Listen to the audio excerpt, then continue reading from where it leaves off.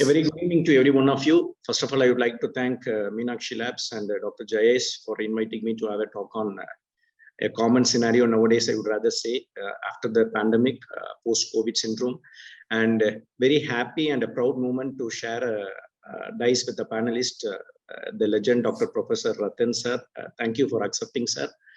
So I'll be giving 20 to 30 minutes talk on post-COVID syndrome, its impact and updates.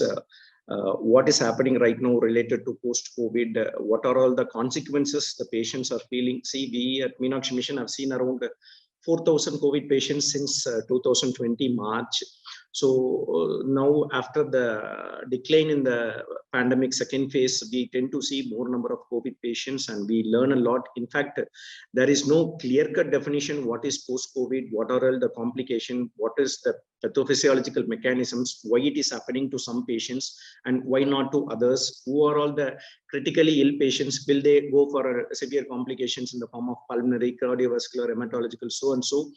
The answer remains unknown. Studies and a lot of researches are going on. Since this is a new pandemic, this has hurt us a lot and it has made sure that we have to learn a lot and a lot of studies are going on. So what is post-COVID syndrome? As I told you earlier, it's an umbrella term. See, it defines a wide range of physical and mental consequences experienced by some patients 4 weeks or more after the SARS-CoV-2 infections, including the patients who were having a milder infections or even asymptomatic infection. So in a broad term, it can be remained as a serious physical and mental health consequences secondary to COVID infection 4 weeks or after. So this is a common definition for a post-COVID condition. See, I told you earlier, there are a lot of researches are going on about this post-COVID scenario, syndromes, what are all these complications and pathophysiological. So there have been number of terms for this post-COVID, acute COVID syndrome, long COVID, post-acute COVID, long-term effects of COVID, long haulers, sequelae of COVID, everything. So I have recent Spain paper I've released in a short way of post-acute COVID syndrome. So it looks somewhat simpler to make sure in an easy way of explaining you. So as we all know, the clinical causes of COVID. See, leave apart milder or asymptomatic patients, mostly around 90% of the patients will have a milder or asymptomatic infections, as that we all know.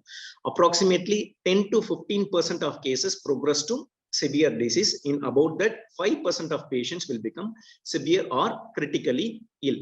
See, typically people recover, unless the patient have got a very stormy course during admission and ICU stay, need for a non-invasive or a mechanical ventilation. Typically, the illness resolves around 2 to 3 weeks of infection. For example, in a critical patients, it may prolong up to 6 weeks. So typically, people recover from COVID-19 infection in approximately 2 to 6 weeks of duration. The 4 to 6 weeks may be in case of a severe and critical infection. This is what happens in a normal COVID illness. So what happens? What is the definition of a post-acute COVID syndrome? That is what I told you, when symptom persists beyond 4 weeks. You can have two terms as long COVID as well as a sequelae of COVID. So when you have a persisting symptoms or appearance of new symptoms, even after 4 weeks of COVID infection, without irreversible organ damage, that we will term it as long COVID. Got it? And if the patient have an irreversible sequelae of organ damages beyond 12 weeks of SARS-CoV infection, it is defined as a sequelae. So post-COVID syndromes can be differentiated in terms of long COVID without any form of organ damage and sequelae with irreversible form of organ damage leading to permanent dysfunction and symptoms. So you have to understand that it happens. See, every patient will have post-COVID complication only in patients who are getting hospitalized or having moderate to severe disease or critical. It's not that. You can have post-COVID related symptoms even for a patients with mild COVID as well as an asymptomatic patients. That's what I am telling you. Even patients who are getting or asymptomatic or symptomatic patients may be having treating under home isolation or hospitalization. Hospitalization may be having cases in the stable ward cases in the form of moderate cases or severe critical ICU patients. everyone can have an impact in form of long COVID symptoms as well as sequelae.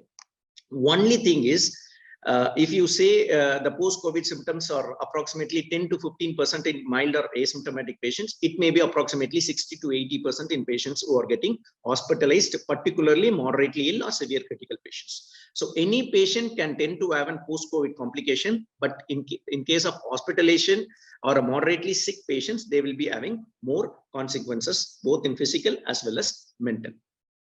So this is what I told you, long COVID and sequelae. Long COVID, the symptoms will be as like a fluctuating episodic course with some sort of intervals. They will be asymptomatic, or in other periods, there will be a flare up of their symptoms. See, most common COVID symptoms are fatigue. First important thing is fatigue. Second is respiratory and cardiac complaints in the form of cough, dyspnea, chest pain, breathlessness. Third one is neurological complaints in the form of dizziness, chronic headache, some sort of instability. So these three, see, it may involve any organ systems from head to foot, but the most common presenting symptom, approximately 52% with fatigue and 40% with cardiac, around 35% with neurological symptoms. So in case of long COVID, you won't be having any irreversible or permanent organ damage. There will be a relapsing and remitting form of illness. What happens in sequelae, where there is a significant permanent dysfunction or symptoms? What is happening is in the clinical scenarios in the critically ill patients post-COVID intensive care. As we all know, these kind of patients will be having severe systemic inflammatory response due to cytokine storm, which will have an end organ damage in the form of involving cardiac, lungs, as well as other organ system. That is the first possibility. And second one is we all know that COVID is an angiopathy. So you can have an hemorrhagic or a thrombotic complication arising secondary to COVID infections. And third one is immunological phenomena, thereby causing Guillain-Barré syndrome like symptoms, myelitis, as well as idiopathic thrombocytopenic purpura or systemic precipitation of systemic autoimmune diseases. And fourth one is, see, the incidence of post-COVID is approximately 10 to 15% in adults, whereas the incidence of post-COVID syndrome is approximately only 8% in children, even though the acute infection, the significant of and severe infection is less in this childhood age group.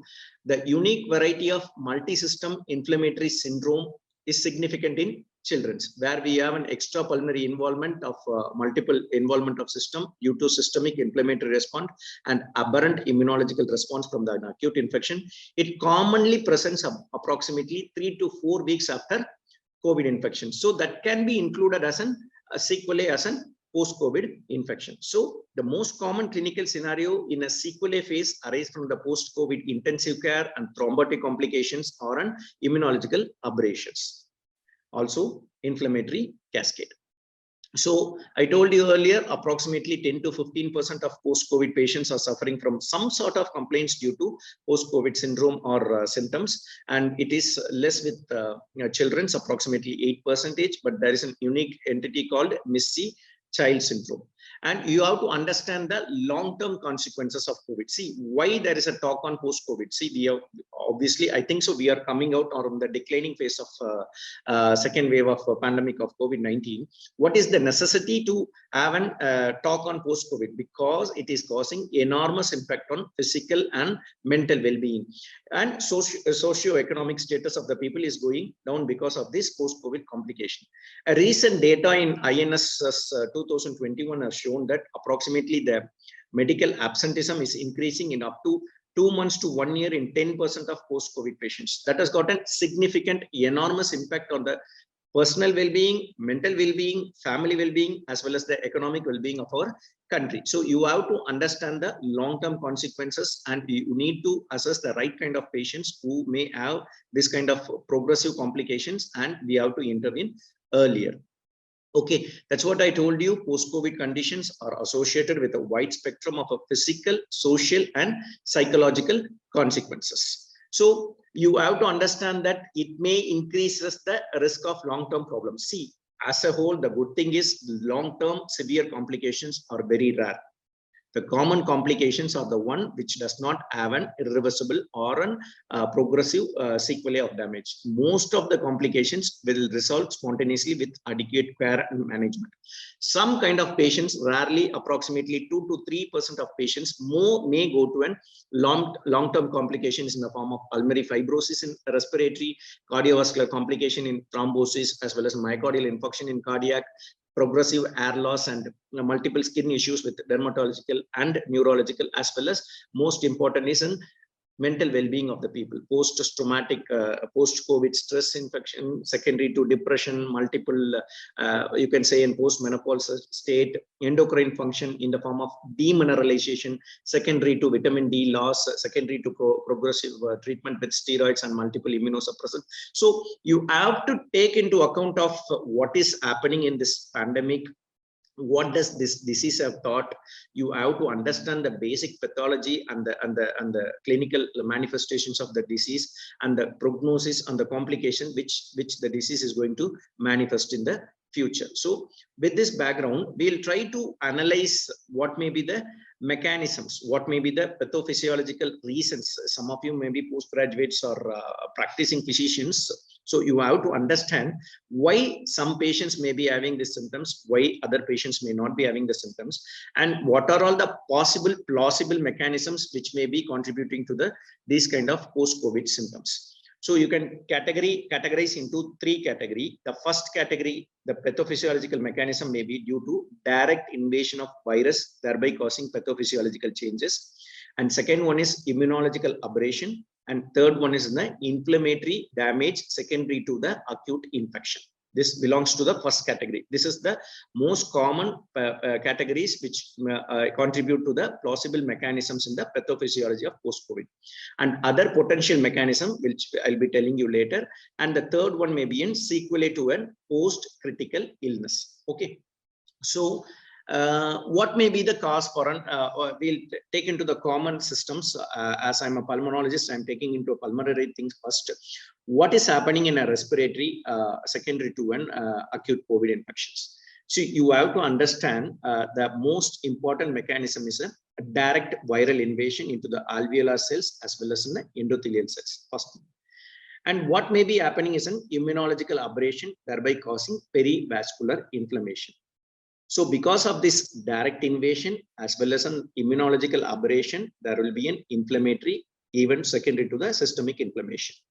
So what does it happens is there will be a break in the epithelial and endothelial barrier, thereby causing invasion of a neutrophils as well as monocytes. Got it? This leads to extravasation of a proteinaceous materials, thereby causing ARDS-like presentation. So the first and foremost important thing in pathological problem in pulmonary disease, direct invasion as well as by an perivascular inflammation, thereby causing ARDS kind of pattern. And the second most sequelae of pulmonary severe COVID involvement is in pulmonary fibrosis, mostly due to an interleukins. As well, we all know the cytokine storm is due to an progressive cascade of inflammatory mediators like interleukin 1, interleukin 6, and tumor necrosis factor and transforming growth factors. So what does these factors do? It will cause a progressive inflammatory event and thereby causing pulmonary fibrosis secondary to the cascade of inflammatory mediators, particularly interleukin 6. So this is the predominant mechanism by which you can encounter patients with a post-COVID complication in a respiratory. These kind of patients may be having clinical manifestations of shortness of breath, cough, dyspnea, as well as chest pain and progressive complications in the form of pulmonary fibrosis. So what happens to the cardiovascular system? See, this I would rather say this second wave is more pathogenic. So this has caused multiple complications in this kind of patients. I have been seeing lot kind of patients with the post-COVID thrombotic complications, post-thrombotic secondary infections in the form of community-acquired pneumonia, as well as increasing in the incidence of tuberculosis, as well as in an aspergillus infection, as well as I have seen 2 to 3 patients of HLH, hemophagocytic lymphohistiocytic syndrome, and disseminated tuberculosis. Whether it's an coincident or underlying COVID is a triggering factor, we are not sure of. But we have to understand the plausible mechanism. What happens in cardiovascular system? You think of, there have been increase in the incidence of myocardial infarction, increase in the incidence of thrombosis, particularly deep vein thrombosis and pulmonary thromboembolism. We have to understand that COVID is an angiopathy. So what happens to the cardiovascular pathology? There will be a direct viral invasion as well as an immunological aberration, thereby causing structural changes in the myocardium, endocardium, and pericardium. So you can see a lot kind of arrhythmias in this kind of patients, particularly due to an increase in that trigger potential or prolonging of ventricular potential due to a cardiomyocyte ion channel expressions. And most important thing, I'm telling you that you can see a lot kind of patients with tachycardia or inappropriate sinus tachycardia in your general practice nowadays, post-COVID patients. There are two terms called inappropriate sinus tachycardia or orthostatic postural tachycardia, which may be due to an autonomic dysfunction, thereby causing secondary to a viral infection involving this kind of cardiac pathology. So orthostatic postural tachycardia syndrome as well as inappropriate sinus tachycardia are due to an adrenergic modulation secondary to an autonomic dysfunction secondary to this viral event. And third event is an hematological C. We tend to see a lot kind of patients who have been precipitated with deep vein thrombosis as well as with pulmonary thromboembolism. See, the factors which promote thromboinflammation, thereby causing hypercoagulable status due to platelet activation, complement activation, platelet lymphocyte interaction, presence of neutrophil extracellular traps, and hypoxia, alteration in the coagulation cascade, release of pro-inflammatory cytokines, thereby causing thrombotic microangiopathic-like states. So these are all the multiple plausible mechanisms. Thereby, you happen to see multiple system involvement and causing significant dysfunction in the each system involvement, particularly pulmonary, cardiovascular, hematological, neurological.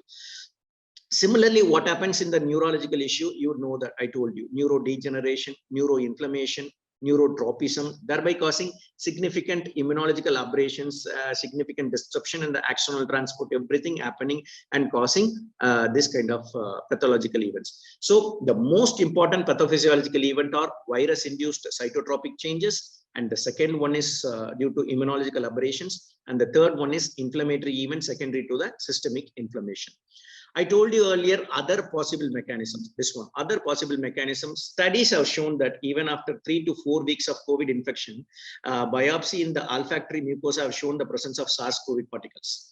Even patients with gastrointestinal biopsies have shown the presence of SARS-CoV particles. So neurotropism, alterations in the gut microbiota. So these kind of events may be an underlying precipitating factor or one of the pathophysiological mechanism which may contribute to the other system manifestations. I told you gastrointestinal symptoms may be due to alterations in the gut microbiota and suppression of the common bile salts and increase in the pathogenic common salts. So this kind of mechanisms happening. And third one is the post-critical illness.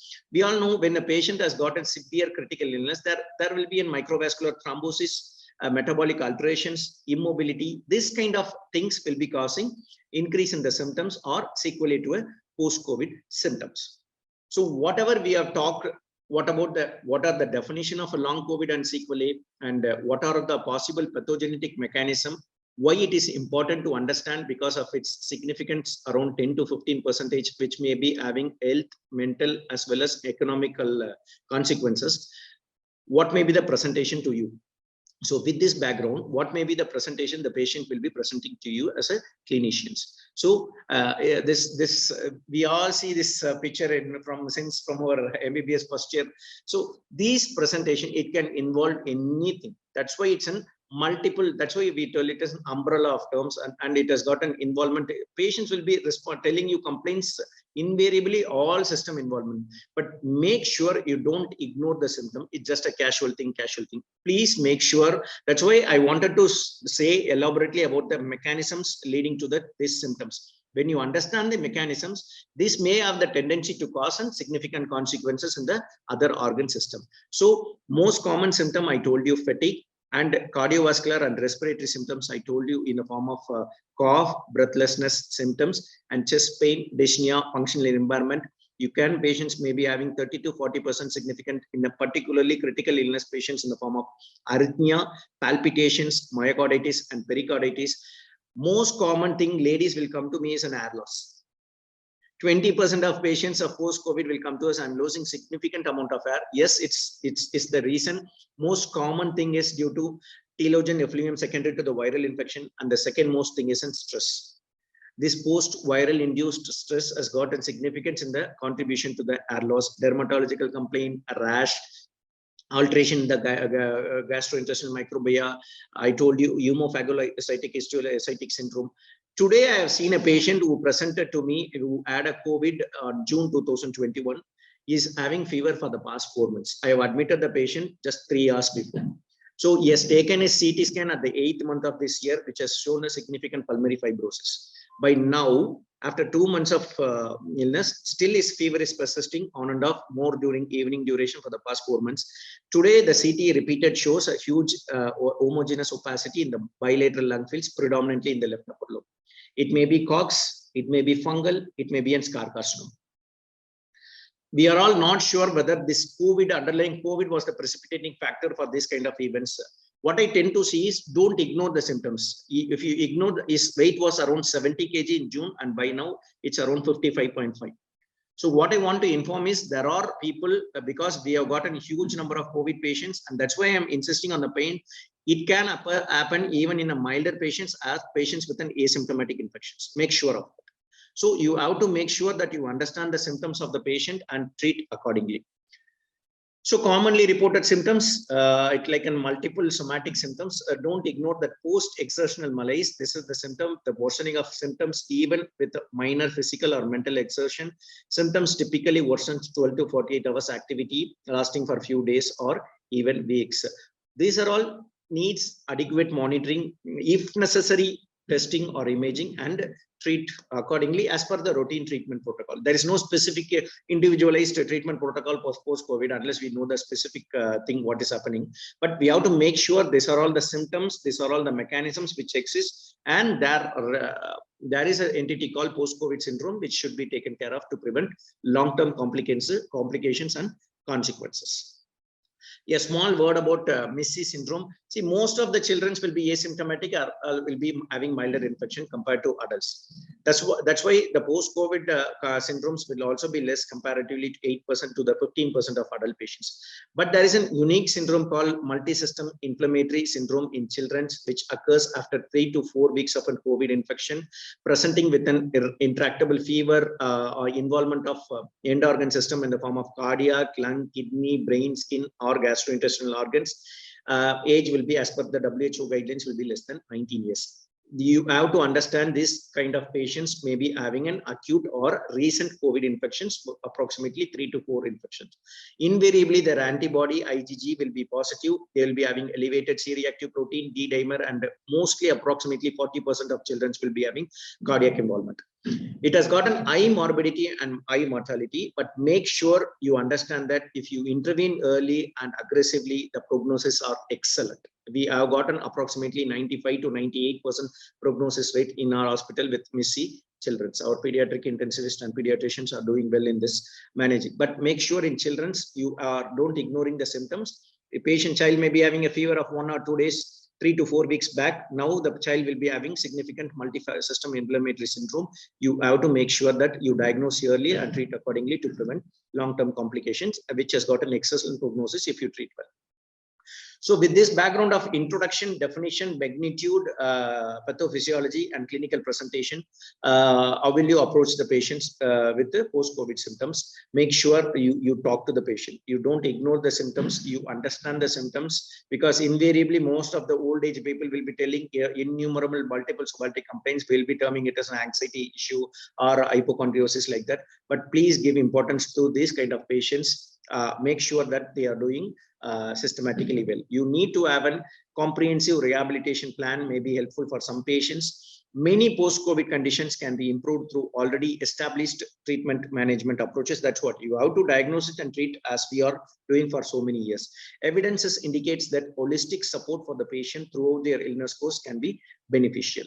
Only thing is you have to make sure you have to improve their quality of life and dependency on others, and make sure that work absenteeism is less. In the management aspect, there are general consideration. The majority of post-COVID disorders can be treated by primary care physicians. But you need to refer to a multidisciplinary post-COVID care clinics is a good, but if you think that patients may be having underlying significant end organ issue or a significant sequelae with permanent tendency for a dysfunction or a long-term consequences, you have to identify it earlier. Many post-COVID disorders can be recognized simply on a physical history and physical examination. Excessive testing might cause more harm. Use of a cautious diagnostic approach in the first 4 to 12 weeks are important. Symptoms that last longer than 3 months should require an additional assessment. So no laboratory tests can definitely differentiate post-COVID symptoms from other etiologies. I would say that even in a case of a severe inflammatory event due to some other cause, the CRP may be high. Even if you have a severe urticaria, the acute phase reactants like D-dimer is going to be high. You have to make sure you understand the clinical history of the patient and physical examination of the patient, and you can have an investigation that will help you in fetching your or confirm your diagnosis of post-COVID issues. It is not necessary to post positive viral test to diagnose post-COVID symptoms. They may be in mild asymptomatic or mildly infected patients who may not be having a documented proof of a COVID positive. Clinical findings should drive lab tests between 4 and 12 weeks, a basic panel of lab testing. You can have a basic profile in the form of liver function test, cardiac, basic test of complete bed count, everything. And additional testing can be added if necessary, if you suspect that patient may be having a sequelae or a long-term complication if you have symptoms for more than 12 weeks. These are all the basic tests: blood counts, electrolytes, renal function test, liver function, inflammatory markers, thyroid function, and vitamin deficiency. Vitamin deficiency, particularly in critically ill patients who may be having a prolonged course of steroids and also demineralization because of the COVID-induced effects, everything. And specialized diagnostic tests. If you suspect that patient is having sequelae or long-term complication, don't hesitate to do an additional test. Don't be ashamed of negative testing, but we have to make sure that we are preventing patients of significant health consequences or irreversible complications. So one of the things is this COVID can precipitate autoimmune disease. This has the tendency to precipitate autoimmune disease, so there may be a precipitation of underlying rheumatological condition. Concentrate on that. There may be having a pulmonary fibrosis. Even the patient will be having low kind of exertional dyspnea. Make sure you subject them to a diffusion capacity testing or an HRCT imaging. You look for 2 imaging findings in HRCT. One is reticulation and second is bronchiectasis. If you find to see that this kind of patient may be having some sort of fibrotic changes in the pulmonary parenchyma. So these specific findings in the form of reticulation and traction bronchiectasis are significant. Go for an HRCT imaging to assess whether the patients may be having underlying pulmonary fibrosis, and go for additional imaging in the form of echocardiography and D-dimer testing only if you feel that patient may be having underlying pulmonary thromboembolism or deep vein thrombosis, who may be having a torrid or significant stomachic course during acute COVID infection. Don't ignore myocardial. We have seen more number of increase in the incidence of myocardial infarction patients. We are not sure of the underlying cause, whether it's a coincidence or precipitation. But after reading multiple studies and even after referring to multiple studies, I've seen that this cardiovascular involvement is significant with direct invasion as well as an immunological aberration. One of the significant clue is that Missy-Sims syndrome. Most of the multi-system inflammatory syndrome in the child will have 40% of cardiac involvement in the form of LVAD dysfunction, pericarditis, myocarditis. So it has gotten significant inflammatory component or immunological aberration in the cardiovascular things, and don't ignore. If you suspect, go for next level of testing and make sure that patient are doing well. If you suspect an inappropriate sinus tachycardia or orthostatic postural tachycardia syndrome or an arrhythmia findings, go for an Holter monitoring, goes for next level of testing, and refer to a cardiologist to make sure that he is doing well. You have to differentiate from a cardiovascular and other causes of EADS. Go for a brain natriuretic peptide testing. It all depends upon your individual assessment of the patient, clinical and physical examination. If you suspect that the clinical features warranting further evaluation, you should make sure each and individual organ system, don't ignore it. For example, renal, you have to make sure the patient has gone for a chronic kidney disease, COVID-induced chronic kidney disease, or a pulmonary disease in the form of restrictive lung disease in the form of interstitial lung disease or reactive airway disease. Secondary infections, don't ignore. Secondary to immunosuppression, newly detected diabetes are increasing in incidence. So you don't ignore the community acquired pneumonia, particularly tuberculosis, disseminated tuberculosis, secondary HLS, increase in the incidence of fungal, particularly aspergillus, as well as mucor infections. So endocrine, diabetes, hypothyroidism, neurological, you have to understand their 8 issues, olfactory or gustatory dysfunction. That's what I told you. Biopsies in the olfactory epithelium have shown the presence of viral RNA particles. Even after 4 to 12, there is a preference for a neurotropism, viral neurotropism towards the viral particles. Give importance to the mental health with the significant insomnia, stress, as well as incontinence and sexual dysfunction.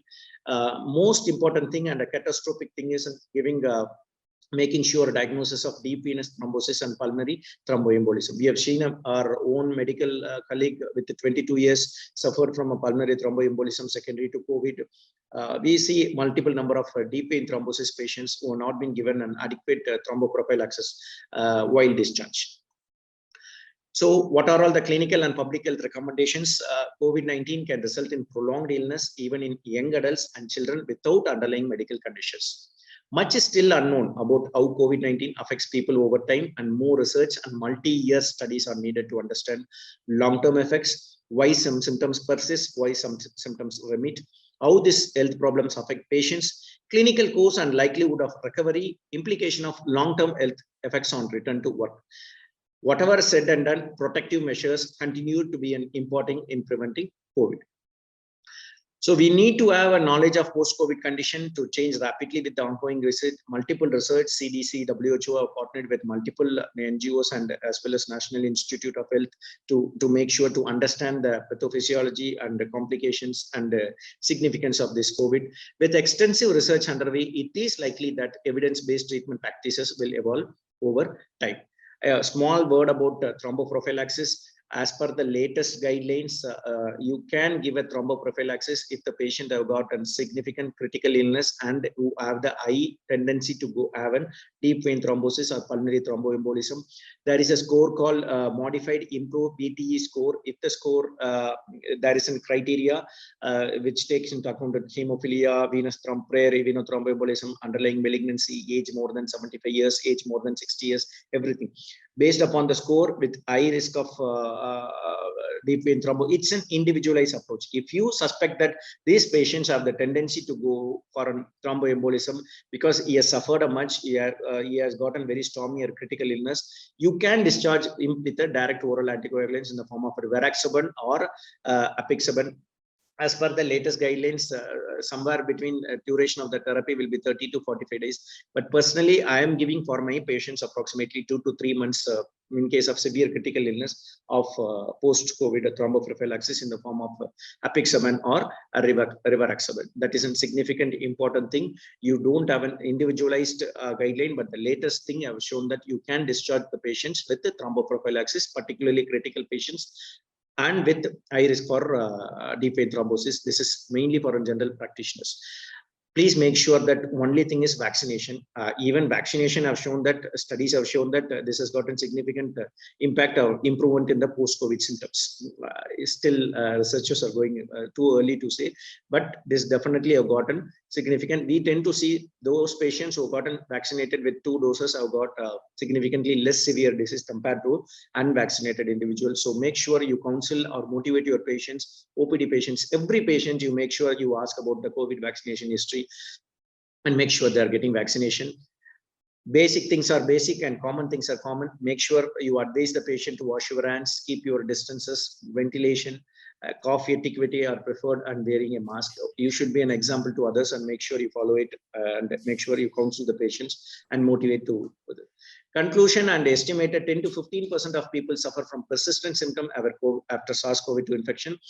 There is a great variety of post-COVID, acute COVID symptoms, but most of the symptoms are fatigue, respiratory symptom, cardiovascular symptoms, as well as neurological alterations. The mechanisms underlying post-acute COVID syndrome are not clearly understood, but as I told you, most common thing is virus-induced pathophysiological changes, immunological aberrations, and inflammatory events, and make sure microvascular thrombosis and metabolic alteration secondary to severe COVID illnesses. An adequate clinical management requires clear circuits. You need to understand the disease and make sure you need to know when to refer a patient for a multidisciplinary unit. You cannot manage all kind of patients whom will have a significant complications or comorbidity which we cannot be treating at that point of time. So you understand the disease and select the patients who may need a further higher tertiary care center, and make sure that you refer the patients from primary care to the hospital. And the foremost and the best solution and the best hope nowadays is to make sure you are getting adequately vaccinated, both healthcare workers as well as our family members and patients. With this one, thank you. And once again, thank you, Meenakshi Labs, for giving me this opportunity, and hope for the better future. Thank you. Speakers for sharing their knowledge with respect to this two useful topic. Hope we have got now a better idea basically in both the aspect, how the laboratory test works actually in the laboratory. Sir has shown a very good animated videos. With the help of that, we have got a better idea and a very clear picture how the laboratory test on not only COVID but even for other influenza or even for the diagnosis of other complex pneumonias where multiple pathogens can be detected at the same time. How the technology works and how the system or how the PCR system works, actually we have got a very good idea. And even Dr. Velukumar sir has given a very good picture how to classify the COVID, post-COVID or long-term COVID and the sequel of the COVID, and how to identify the features and how to follow this patient or how to see for the clinical presentation and how to do a management in better way so as to identify all these features in a very initial phase so as to prevent the further complications. Now, let me thank to both the speakers for giving us this information and which has increased our means the scenario in both the respect in the laboratory diagnosis as well as in the clinical presentation. So I'm thankful for both the speakers. I'm thankful to the management of Meenakshi Labs for providing this opportunity for all our referral doctors for this knowledge sharing platform. I'm thankful for all the participants, our referral doctors, our marketing team who has done a lot of effort to promote this webinar, and all the participants who have attended this webinar, and hope it will be very useful for them.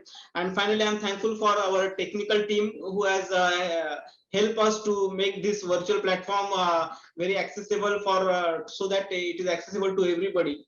One more thing I would like to add just regarding the Meenakshi Lab. Meenakshi Labs is a fastest growing laboratory chain not only in South Tamil Nadu, but now we are planning to expand throughout Tamil Nadu, and we have now more than 10 branches which are functioning, which are not only collection center, but even we are doing this basic even inflammatory markers at around all our branches like CRP, procalcitonin, and even both the speakers have already spoke about the importance of all these inflammatory markers, whereas D-dimers and other inflammatory markers for the diagnosis of COVID and even the post-COVID symptoms. We have facility available for all these centers regarding the swab collection facility. We have collection booth at all these 10 branches where the samples will be collected for COVID and other inflammatory markers and other specialized tests.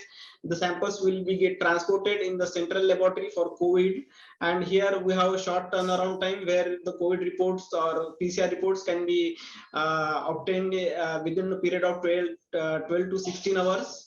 So I would like to conclude with this, and I would like to again thank all the speakers and all the participants for making this webinar a good knowledge sharing platform. Thank you all.